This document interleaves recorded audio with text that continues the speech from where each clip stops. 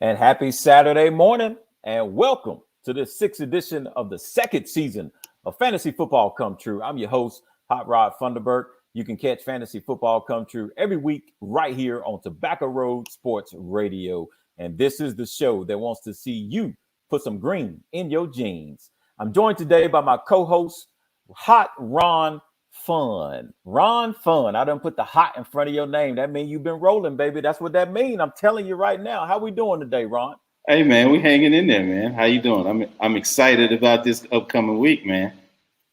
Oh yeah, we got a great week coming up. Always excited about the upcoming week, but hey man, I'm still excited about the week that just passed. And you know we got to keep our blinders on and keep looking ahead. We can't look back. You know what I'm saying? I definitely understand, man.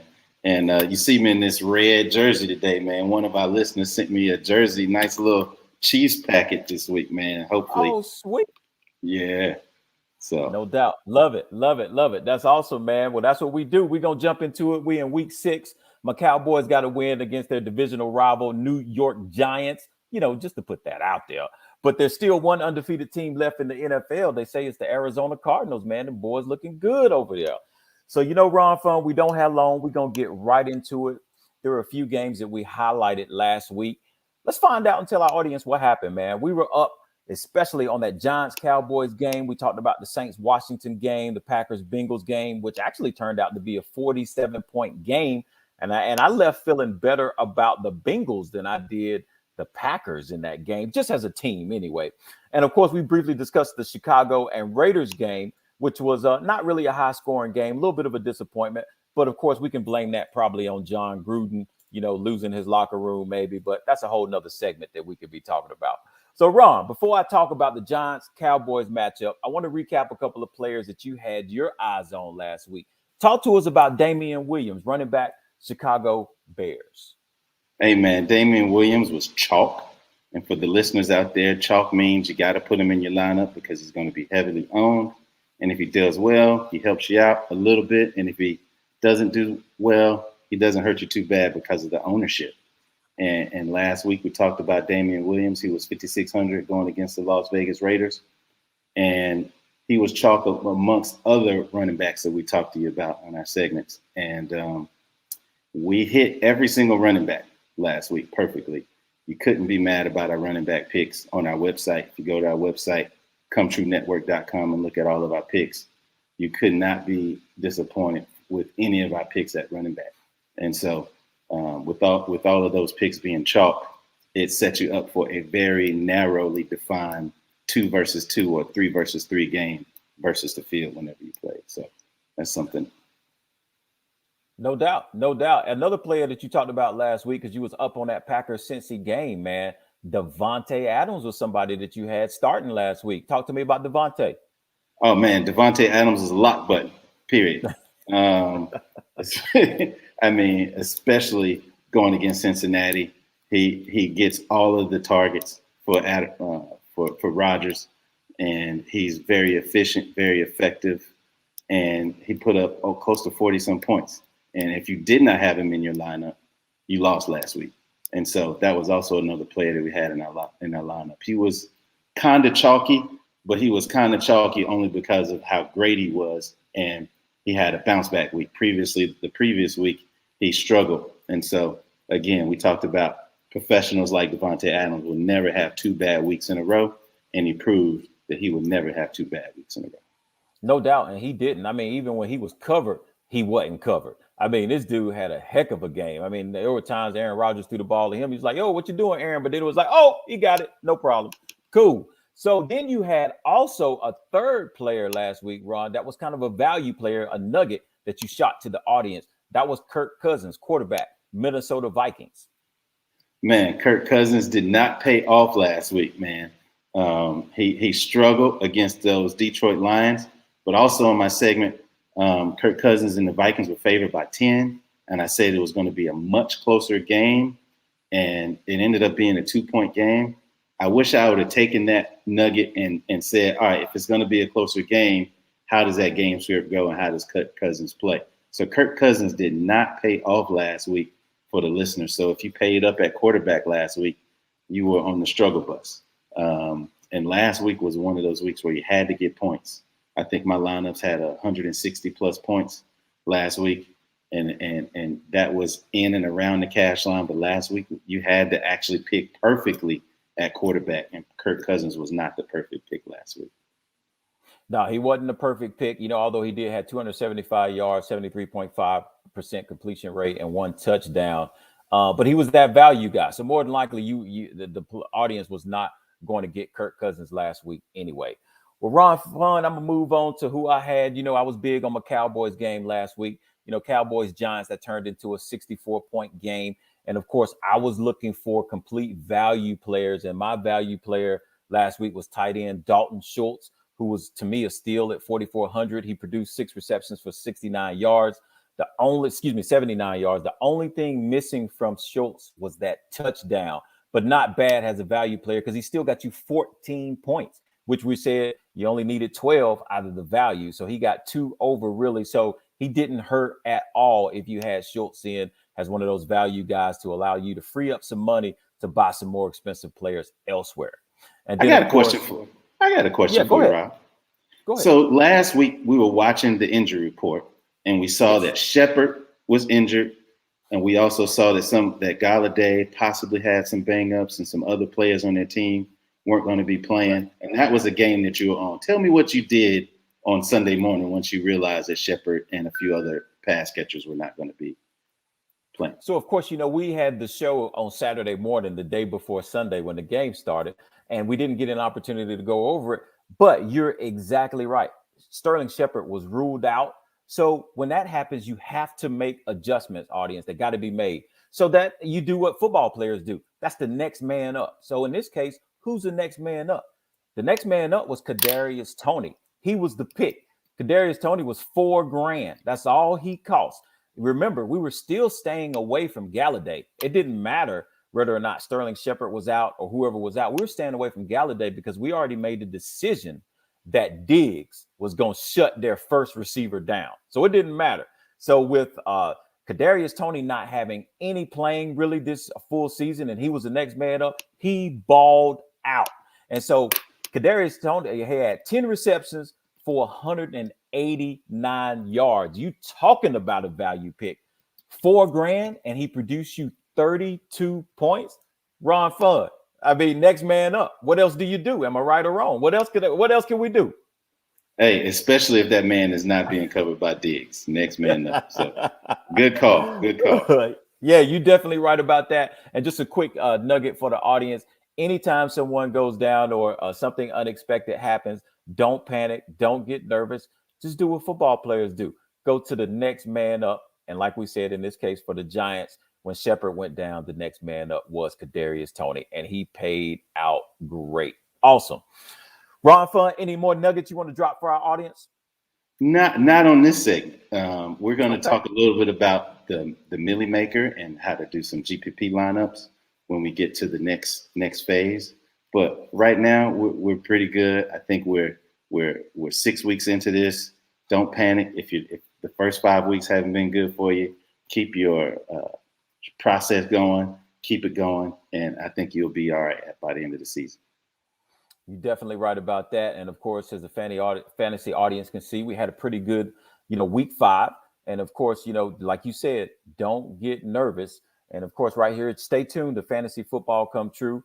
And the listeners, don't be afraid to contact us if you have some questions, because right here is where you want to be to have success. Fantasy Football Come True. We'll talk to you. And sometimes we don't know all the answers, but we can definitely talk through those answers. So coming up after these messages, we're going to be responding to some listeners who wanted to know what players they should start or sit in this upcoming week 6 of the NFL. And that's going to be coming up in our Stardom or Sit-em segment. But first, we're going to be giving the audience our take on this upcoming week of fantasy football competition. And that's next, right here on Fantasy Football Come True on the one station that pays, Tobacco Road Sports Radio. And welcome back to Fantasy Football Come True, where you can find us right here on Tobacco Road Sports Radio every Saturday morning. I'm your host, Hot Rod Funderburg. And of course, I'm with the man, my co-host, Ron Fun. Ron Fun, before we take a look into this week's matchups, Why don't you tell our audience if anything has changed with the formula that we've laid in drop form? Okay. All right. Last year, we talked a little bit about the Millie Maker and GPPs. GPPs are tournaments. And these are games in which you can put a little bit of money in and have a chance to win a lot of money. And so there's only a few winners in these types of games. And so we talked to you a little bit about team construction last year. And it seems like everybody's already on the cash game construction. So what we're going to lay out for you today is it's an opportunity to think about how to actually win at these GPPs. And what you need in GPPs is correlation.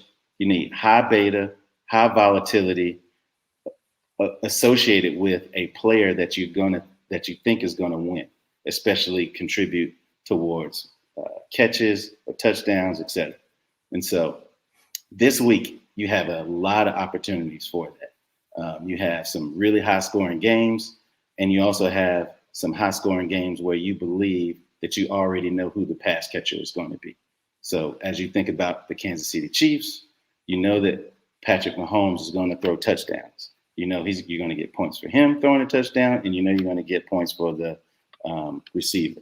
And then additionally, given that they're playing the Washington Redskins, you actually know that the Washington Redskins will probably also have to throw a lot of passes, throw a lot of touchdowns in order to compete with Patrick Mahomes. So you do what they call game stack. So you want correlation, you want game stacks, and that formula is still the same. But I believe that this week offers some very, very unique opportunities if our fans just think about it and actually work through their game stack construction this week. No doubt. Sounds beautiful. And of course, like you told them, just to be politically correct, we're just going to correct that and say the Washington Football Club, because those who are out there listening, we don't want to offend anybody and we don't want to call them the former name that they were. But that's what I refer to them as. But just to say PC, the Washington Ball Club. And that was definitely an oversight. And that was definitely an oversight by me. It had nothing to do with the current situation. But it's just the fact that I grew up in Winston-Salem, North Carolina, where from age 1 to age, 39, they were called the Washington Redskins, and we got a lot of coverage over them. So definitely not meant to be offensive. Definitely an oversight. No doubt. Appreciate that, Ron. Well, we're going to take a quick look this upcoming weekend 6 in fantasy football. Remember, this is a show that tries to give you guys some value players out there just so you can have a good opportunity to win if you have a lot of the same players that the rest of the field has. So, of course, we got the LA Rams traveling over to the New York Giants. The Dolphins taking on the Jaguars across the pond. Texans are visiting the Colts. The Bengals are going to be at the Detroit Lions. The Cardinals are at the Browns. The Vikings are at Carolina Panthers. The Raiders are going to be traveling over to Denver in a divisional matchup. And the Seahawks are going to see that hard-hitting Steelers defense. And, of course, my Cowboys are going up to New England to see Bill Belichick and the Patriots. And, of course, the Bills will be going to Tennessee, although they're not in the main slate. They're going to see the Titans in Tennessee this week. And, of course, those Chargers will be at the Baltimore Ravens having a good time. Ron Fun, any special games that are kind of sticking out to you right now? Yes, this is the week in which there are like 3 games that are really exciting to me. And that's the Chiefs versus the Washington football team that I mentioned earlier. This is definitely a game that you want to stack. Again, I'm going to mention it again. The formula for stacking is going with the quarterback and at least one wide receiver or tight end on the same team, and bringing that back with at least one pass catcher on the opposite team. So this week you have the opportunity to get Taylor Heineke at a very, very cheap price. He's $5,800. You can get his number 1 pass catcher, who is Scary Terry McLaurin, for $7,100. And then you can bring it back with Kelsey, or you can bring it back with Tyreek Hill. I actually think you want to bring it back with Tyreek Hill this week, but you can play different combinations in your game stacks. And so with this game being the highest on the slate, the over and under is 55.5 points. The Chiefs are favored by 7. That means there's going to be a lot of scoring. And then on both sides of the ball. Additionally, Clyde Edwards-Helaire is out. The running back is out. So what that means is all of that volume that would have gone to Clyde Edwards-Helaire in the running game is now going to be dispersed throughout the passing game and through other players. And so there's just more volume. So I think if you're going to ever play tournaments, this is the week to play tournaments. And this is the week to have Kansas City Chiefs and the Washington football teams peppered throughout your entire lineups for GPPs.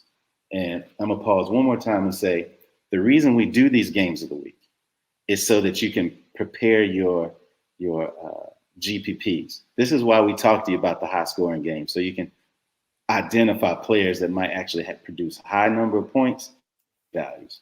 And so that's the number one game on my slate this week that I believe our fan base should have.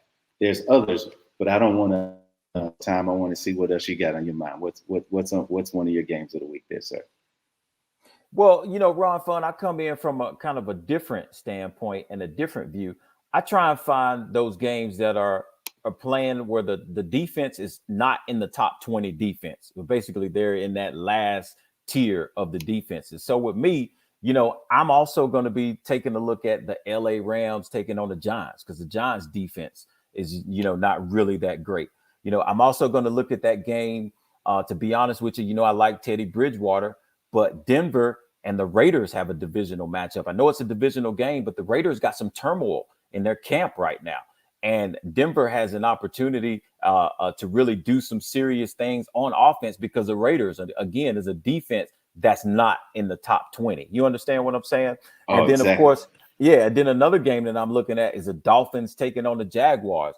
Neither one of these defenses are really in the top 20. Well, I think the Dolphins may have just made the 20 mark, if I'm not mistaken. But for the most part, Dolphins taking on the Jaguars, battle of the state of Florida, trying to figure out who the king of Florida is. But I think that is going to be some games where you can find some value players who can really make up some numbers for you, because they're going to be taking on defenses that might not be playing so well. So that's just another view that I'm looking at to give our audience another aspect or another vantage point to look at, Ron Fun. Okay, I love it. If I can I give the fans one more game to look at to mix in this week? By all means, please do. That's what we're here for. We want to make the fans do the best and be the best that they can be on fantasy football. We are the show that wants to see them put green in their jeans. So give it to them, baby. The next game that you have to have mixed in your lineups, especially GPP lineups this week, is the Chargers versus the Ravens. The Chargers give up the second most points to running backs, and the Ravens are also very weak against running backs. So you can either put Lamar Jackson in your lineup. He's a running back disguised as a quarterback, and he's a quarterback. Additionally, you can go with Eckler as a running back. And so that is a game that I believe that you can stack and win. But you have to have some of the running backs, and you might have to mix in some of the pass catchers. Marquise Brown continues to be disrespected by DraftKings with this price point. This man put up over 30-plus points this past Monday, and he's coming in at 5,900 points.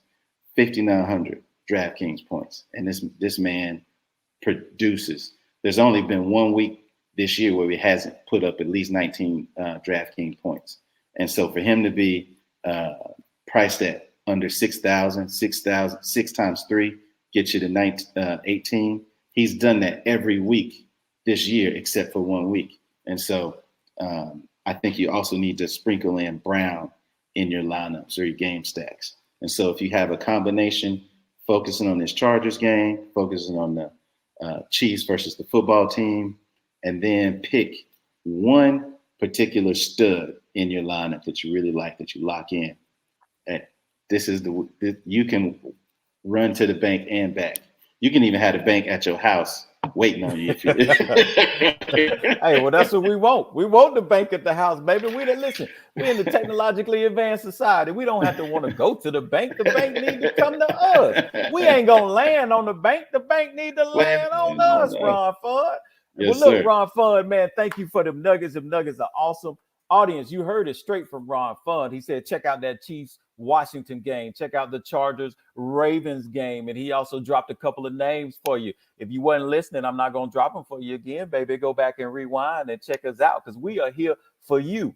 And now, Ron Fund, we're going to move in because we're coming close to the end. We're going to move into our start 'em or sit 'em segment. And I tell you what, I've got an email from Jermaine Moody who wants to know, Ron Fund, Jacoby Myers, wide receiver for the New England Patriots, who are taking on the Dallas Cowboys this weekend. Do you start or do you sit Jacoby Myers? And you already know my opinion of that. Oh, man, that is a great question. I think it starts with doing some research. I think the research is if Jacoby Myers is the number one wide receiver for the New England Patriots, you sit him because he will be covered by Diggs. Yes, he will. And I didn't know that Diggs had a brother in the NFL by Stephon. Yeah, Stephon. Diggs. Yeah, I did not know that. Brother. Yep. Did not know that. Stephon's the older brother. That's right. But with the research that I've done thus far, Diggs will not be covering Jacoby Myers. Jacoby Myers is also being priced relatively cheaply this week at $5,500. He has the most targets for the New England Patriots, but he's not. He plays in the slot. He's not the number one guy. And so going against the Dallas Cowboys, I believe that the second wide receiver and the third wide receiver have an opportunity to outpace their traditional point projections, given that the number one wide receiver will be locked down all game long, and that the Dallas Cowboys do like to play a fast-paced type of style of offense that enables the other team to play. Well, Ron Fund, I definitely appreciate that info and putting that nugget out there for them. I've also got another email that's kind of still on that same game. This email is coming from James Bundy, and James Bundy is asking the question saying, Rod, I know you like your Dallas Cowboys, but this week will Zeke be the man or will Dak be the man? So his question is, do you sit or start Zeke Elliott against that New England Patriots coached by Bill Belichick defense? What you think, Ron Fund? I hate to say it, but you got to sit Ezekiel Elliott this week because, yes, the New England Patriots have a strong defense in all statistical categories. They don't allow wide receivers to get off. They don't allow running backs to get off too much, at least this particular year. And I'd say with Ezekiel Elliott being splitting time with Tony Pollard, I think you actually have to stay away from him this week, given that he's coming in at 7,100. There are other running backs that you can go after. I'm going to sit Ezekiel Elliott this week unless he's in my season-long games. But DFS, sit Ezekiel Elliott.